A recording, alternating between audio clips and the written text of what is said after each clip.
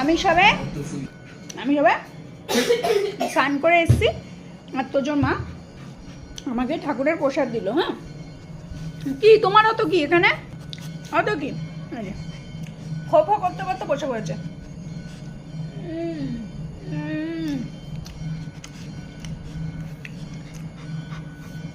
ঠিক আছে, নাও।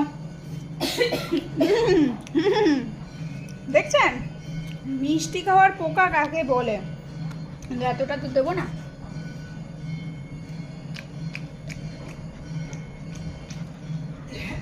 মা দেয়নি। তোজোর এক কানে সিমেন্ট লেগেছে। কোথায় গেছিলি?